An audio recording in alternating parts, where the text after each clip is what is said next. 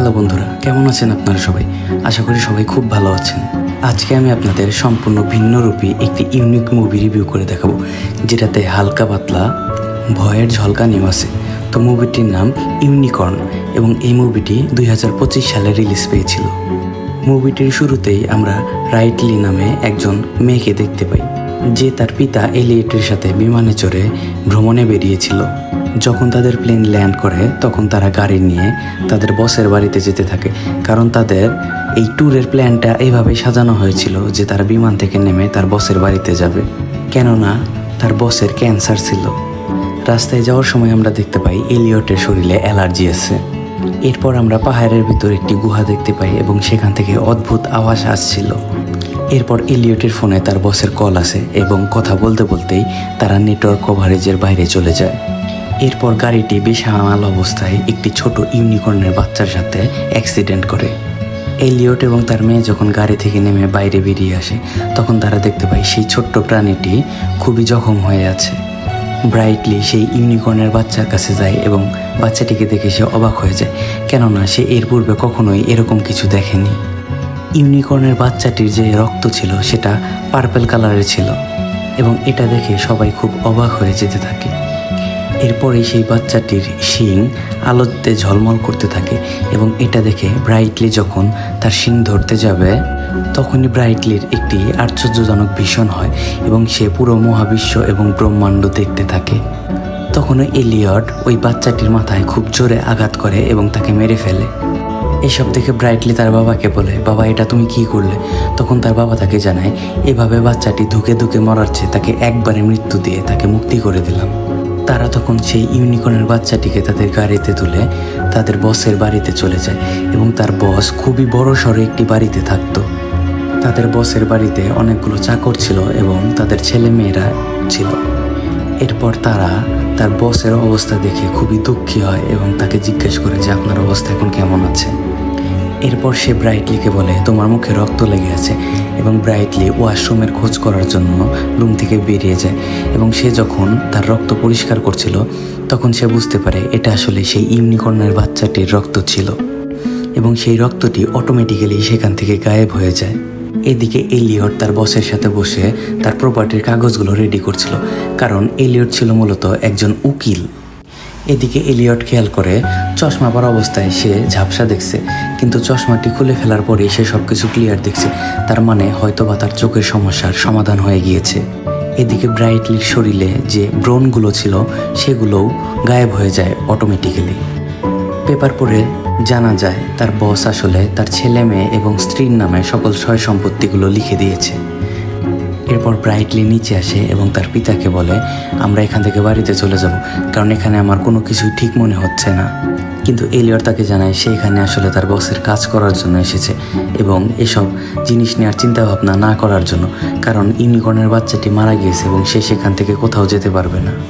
তখনই গাড়ির ভিতর থেকে শব্দ আসতে থাকে এবং ইউনিকর্নের যে বাচ্চাটি মারা গিয়েছিল সে জীবিত হয়ে সেই গাড়ির ভেতর থেকে বাইরে আসতে থাকে এবং এই ঘটনা তাদের বসের চাকররাও দেখতে পায়। এলিয়ট গাড়ির দিকে যেতে থাকে, কিন্তু ইউনিকর্নের বাচ্চাটি তার মুখ দিয়ে গাড়ির কাঁচ ভেঙে বাইরে মাথা তুলে দাঁড়ায় এবং সেই বাচ্চাটি সেখান থেকে পালিয়েই যাবে, কিন্তু তার বসের বডিগার্ডরা তাকে গুলি করে সেখানেই মেরে ফেলে। এরপর সবাই মিলে ইউনিকর্নের বাচ্চাটি দেখে অদ্ভুতভাবে ভাবতে থাকে, কারণ তারা সবাই মিলে প্রথমবারের মতো কোনো ইউনিকর্নের বাচ্চা দেখছে এবং তারা সবাই এটাই জানতো যে ইউনিকর্ন এই পৃথিবীতে এক্সিস্টই করে না। এলিয়টের বসের ফ্যামিলি যেহেতু একজন ব্যবসায়িক ফ্যামিলি ছিল, তাই তারা ভাবতে থাকে কিভাবে এই ইউনিকর্ন দিয়ে তারা ব্যবসা করতে পারবে, কেননা এই ইউনিকর্নের কথা তারা শুধুমাত্র বইয়েই পড়ে এসেছে এবং বাস্তবে কখনো দেখেনি। এলিয়টকে তার বস জিজ্ঞাসা করে ইউনিকর্নটি কিভাবে আসলে মারা গিয়েছিল এবং এলিয়ট তার বসকে আগের সব ঘটনা খুলে বলে। এলিয়ট এবং তার মেয়ে তাদের বসকে আরও জানায় যে এই ঘটনার পর থেকেই তাদের শরীরে অদ্ভুত পরিবর্তন হয়েছে, যেমন এলিয়ট তার চোখের জ্যোতি পুরোপুরি ফিরে পেয়েছে এবং তার মেয়ের শরীরে যে ব্রণগুলো ছিল সেগুলো গায়েব হয়ে গেছে।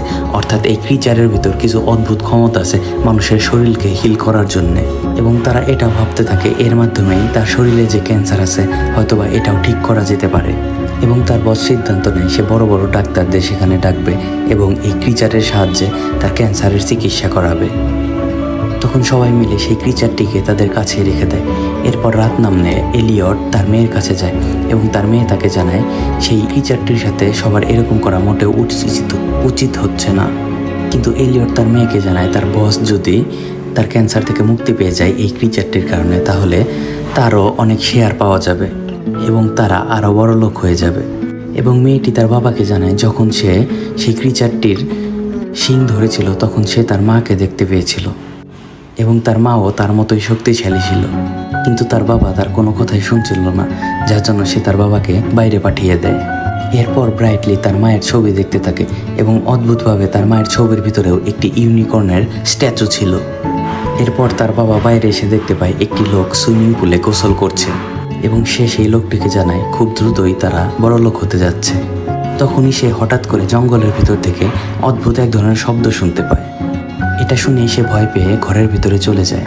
ব্রাইটলি যখন সেই ছবিটি নিয়ে ইউনিকর্নের ব্যাপারে রিসার্চ করতেছিল তখন সে এই ছবিটির ব্যাপারে আরও কিছু তথ্য পায় যে একদা এক সময় এই ইউনিকর্নগুলো পৃথিবীতেই ছিল এবং তাদের ভিতরে মানুষের শরীর হিল করার ক্ষমতা ছিল। এবং যখন রাজাদের এই ধরনের কথা জেনে গিয়েছিল তখন তারা ইউনিকর্নদের বন্দি করে নিয়েছিল, যেন তারা দেখতে পারে যে ইউনিকর্নের শক্তি আসলে কতটুকু, যার জন্য ইউনিকর্নদের দেবতারা খুব রাগান্বিত হয়ে যায় এবং তারা পৃথিবীতে এসে সকল রাজাদেরকে মেরে ফেলে। রাতে যখন ব্রাইটলি শুতে যায় তখন সে নিজেকে ইউনিকর্নের সাথে যুক্ত দেখতে পায় এবং সে একটি গুহা দেখতে পায় এবং সেই গুহার ভেতর থেকে একটি ক্রিচার বেরিয়ে তাদের সেই বিল্ডিংয়ের দিকে ভেগে আসছিল। এই দুঃস্বপ্ন দেখেই ব্রাইটলি জেগে ওঠে এবং সে দেখতে পায় তার সামনে দুজন ডাক্তার দাঁড়িয়ে আছে। তারা তার পিতাকে সহ তাকে ধরে নিয়ে যায় এবং তাদের গবেষণা করতে থাকে। এরপর ব্রাইটলি তার বাবার কাছে যায় এবং তাকে জানায় এখান থেকে তাদের চলে যাওয়া উচিত, কারণ ইউনিকর্নদের সাথে এরকম করলে তার পরিণতি খুবই ভয়ঙ্কর হয়ে থাকে। কিন্তু তার বাবা পয়সার লোভে অন্ধ হয়েছিল, যার জন্য সে কোনো কথাই শোনে না। এরপর সেই ডাক্তারগুলো জানতে পারে ব্রাইটলির শরীরও সেই ইউনিকর্নদের সাথে কানেক্টেড এবং তারা এর থেকে ওষুধ বের করার চিন্তাভাবনা করতে থাকে এবং তারা ভাবতে থাকে সেই ইউনিকর্নের যে শিং ছিল সেটি ঘষে তারা পাউডার বানাবে এবং সেগুলোর সাহায্যেই তারা সেই ক্যান্সারের ওষুধ বানাবে। কিন্তু ডাক্তারদের কোনো ধারণাই ছিল না এই পরীক্ষার ফলে তাদের কি ভয়ঙ্কর পরিণতি হতে পারে। এরপর ব্রাইটলি জঙ্গলের ভেতর দিয়ে হাঁটতেছিল, তখনই সে অদ্ভুত কিছু শব্দ শুনতে পায় এবং সে ভয় পেয়ে বাড়িতে চলে আসে। এদিকে এলিয়ট এবং তার বস কথা বলতে থাকে যে তারা যদি এই ক্যান্সার থেকে মুক্তি হতে পারে তাহলে তারা দুজনে আরও বড় লোক হয়ে যাবে। এরপর ব্রাইটলিকে দেখানো হয় সে ইন্টারনেটে এই ক্রিচার নিয়ে আরও গবেষণা করছিল। তখনই তার বাবা আসে এবং তাকে জিজ্ঞাসা করে তুমি কি করছো।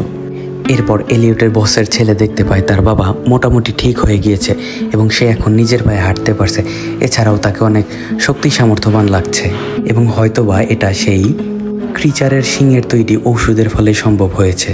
এবং তার বস এটাও বুঝে যায় যেহেতু সে ক্যান্সার থেকে এই শুধুমাত্র শিংয়ের কারণেই মুক্তি পেয়েছে, তাহলে এই শিং দিয়ে আরও বড় বড় ব্যবসা বাণিজ্য করা যাবে এবং ঔষধ সহ আরও অনেক কিছু বানানো যেতে পারে। হাজার হোক সে তো একজন বিজনেসম্যান, সুতরাং তার মাথায় সবসময় এইসব ব্যবসার চিন্তাভাবনায় ঘুরতে থাকবে, এটাই স্বাভাবিক।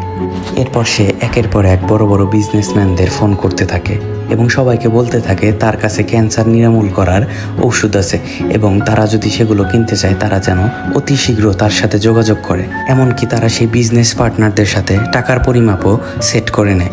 এসব দেখে ব্রাইটলি সেই বসকে জানায় তাদের এগুলো করা মোটেও উচিত হচ্ছে না, কিন্তু ব্রাইটলি ছোট ছিল যার জন্য তার কথার কেউই মূল্যায়ন করে না। এমনকি তার বাবাও তাকে নিষেধ করে দেয় এগুলো না বলার জন্যে এবং সে জানায় এত বড় ধরনের বড়লোক হওয়ার সুযোগ সে কখনোই হাতছাড়া করতে চায় না। এরপর সবাই মিলে সেই ইউনিকর্নের লাশটিকে সেখান থেকে দূরে কোথাও নিয়ে যেতে শুরু করে এবং সেই লাশটিকে একটি পলিথিন দিয়ে বেঁধে একটি গবেষণাগারে নিয়ে যায়। ব্রাইটলি তখন একটি গাড়ির ভিতর বসেছিল, কারণ এসব ব্রাইটলির একদম ভালো লাগছিল না এবং সে সেখান থেকে চলে যেতে চাইছিল। এরপর বাইরে অদ্ভুত ধরনের আওয়াজ শোনা যায় এবং সেখানে একটি ক্রিচার চলে আসে এবং সে তার মাথার শিংটি একটি ডক্টরের পেটের ভিতর ঢুকে দেয়, যার জন্য সেই ডক্টরটির সেখানে মৃত্যু হয় এবং আমরা দেখতে পাই সেখানে খুব বড় ধরনের একটি ইউনিকর্ন চলে এসেছে যে মূলত তার বাচ্চাটিকে বাঁচানোর জন্য এখানে এসেছে। এগুলো দেখে সবাই খুব ভয় পেয়ে যায় এবং আতঙ্কিত ও হতবুদ্ধি হয়ে পড়ে। এরপর সেই বড় ক্রিচারটি তাদের বসের সব বডিগার্ডগুলোকেও মারতে শুরু করে এবং ব্রাইটলি নিজেকে বাঁচানোর জন্য সেই গাড়িটির নিচে আশ্রয় নেয় এবং ইউনিকর্নটি ব্রাইটলিকেও খুঁজতে থাকে। এরপর ব্রাইটলি তার বাবাকে বাঁচানোর জন্য দৌড়াতে শুরু করে। ঠিক তখনই ইউনিকর্নটি ব্রাইটলির কাছে চলে আসে এবং ব্রাইটলি একটি দরজার পিছনে নিজেকে লুকিয়ে ফেলে। কিন্তু ইউনিকর্নটি তার মাথার শিংটি সেই দরজার ভেতরে দিয়ে ব্রাইটলির কাছে পাঠিয়ে দেয় এবং তার শিং জ্বালাতে শুরু করে যেন ব্রাইটলি সেটি দেখতে পায় এবং ধরতেও পারে। কিন্তু তখনই বাইরে থেকে গুলি চলতে থাকে এবং গুলির জন্য সেই বড় ক্রিচারটি সেখান থেকে পালিয়ে যায় এবং ব্রাইটলি বুঝতে পারে সেই বড় ক্রিচারটি আসলে ব্রাইটলিকে মারার জন্য আসেনি, তার সাথে বন্ধুত্ব করতে এসেছিল। এরপর সবাই খাবার টেবিলে বসে ভাবতে থাকে এখন তাদের কি করা যেতে পারে। এরপর ব্রাইটলি সবাইকে বোঝাতে থাকে যে প্রাণীটি চলে গিয়েছে সে আবারও ফিরে আসতে পারে এবং সবাইকে প্রাণে মেরে ফেলতে পারে। কিন্তু কেউই ব্রাইটলি নামক সেই ছোট মেয়েটির কথা মানতে নারাজ ছিল, কেননা সবাই টাকার লোভে অন্ধ হয়ে চোখে পট্টি বেঁধেছিল। এরপর তাদের বস জানায় অনেক দিন হলো সে অসুস্থ ছিল, যার জন্য সে জঙ্গলে শিকার করতে যেতে পারেনি এবং তারা শিকারে বের হবে এবং সেই ইউনিকর্নটির শিকার করবে। এভাবে তারা আরও ইউনিকর্ন সংগ্রহ করতে পারবে এবং তাদের কাছে মানুষের শরীর হিলিং করার আরও পাওয়ার চলে আসবে। এরপর সবাই মিলে প্রস্তুতি নেয় শিকারে যাওয়ার জন্য। এরপর একটি মেয়েকে দেখানো হয় যে মূলত ওই ডাক্তারটির মারা যাওয়ার কারণে চিন্তিত হয়েছিল। তখন এলিয়টের বসের ছেলে সেখানে আসে এবং সেখান থেকে একটি ইউনিকর্নের শিংয়ের গুঁড়ার বোতল চুরি করে নিয়ে যায় এবং সে তার রুমে চলে যেয়ে সেই পাউডারটিকে তার শরীরে ড্রাগসের মতো ব্যবহার করে। এরপর তার শরীরে অদ্ভুত জিনিস হতে থাকে, তার চোখ নীল হয়ে যায় এবং সে অদ্ভুত জিনিস হ্যালুসিনেশন করতে থাকে। ব্রাইটলি তার বাবাকে ফোনে মেসেজ করে যে তার পিতা যেন সেখান থেকে পালিয়ে আসে, কারণ সেখানে একটি নয় আরও ইউনিকর্ন হতে পারে। কিন্তু তার পিতা জঙ্গলে থাকায় নেটওয়ার্ক না পাওয়ার জন্য সেই মেসেজটি ডেলিভার হয় না। এলিয়ট এবং তার বস যখন জঙ্গলের ভেতরে যায় তখন তারা একটি বড় ইউনিকর্ন দেখতে পায় যে আহত অবস্থায় ছিল। যখনই তারা সেই ইউনিকর্নের কাছে যাবে ঠিক তখনই অন্য একটি ইউনিকর্ন সেখানে এসে সবাইকে প্রাণে মেরে ফেলতে থাকে।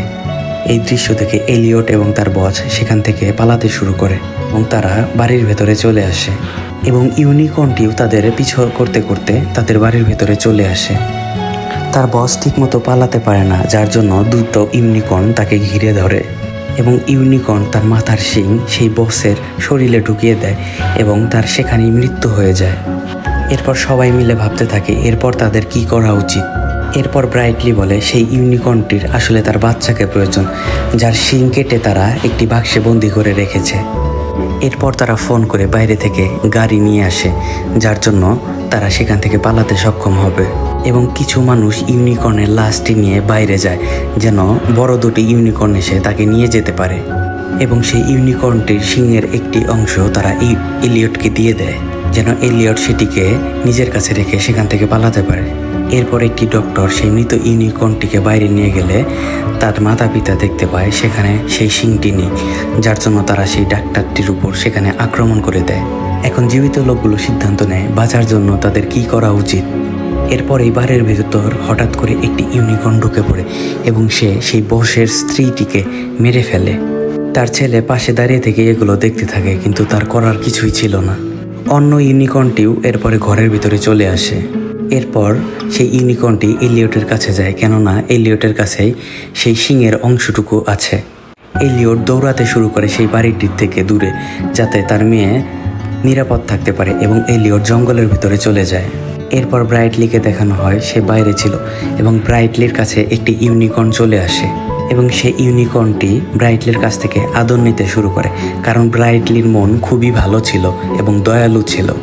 তখনই তার বসের ছেলে এসে সেই ইউনিকর্নটির পা বেঁধে ফেলে এবং এরপরের দৃশ্যে আমরা দেখতে পাই এলিয়ট সেখানে চলে এসেছে এবং তার পেছনে পেছনে সেই ধাওয়া করা ইউনিকর্নটিও চলে এসেছে এবং তার বসের ছেলে এই ইউনিকর্নটিরও পা বেঁধে ফেলে এবং এলিয়টকে বলতে থাকে এখন থেকে তারা দুজনে পার্টনার হয়ে যাবে। কিন্তু কোনো একটা কারণে এলিয়টের মন মানছিল না এবং সে রাগান্বিত হয়ে সেই ইউনিকর্নের শিংটি তার বসের ছেলের পেটের ভিতর ঢুকিয়ে দেয় এবং সেই ছেলেটিও এলিয়টের উপর আঘাত করে তাকে আহত করে ফেলে। এরপর একটি ইউনিকর্ন সেখান থেকে উঠে লাথি মেরে সেই ছেলেটিকে মেরে ফেলে এবং ব্রাইটলি তার অসুস্থ পিতার পাশে বসে থাকে এবং তার পিতা তাকে জানায় সে জীবনে অনেক লোভ করেছে, যার জন্য তার পরিণতি আজ এত খারাপ হয়েছে। সে আরও জানায় সে ব্রাইটলির মার কাছে অর্থাৎ তার স্ত্রীর কাছে চলে যাচ্ছে, মানে তার মৃত্যু এখনই হবে।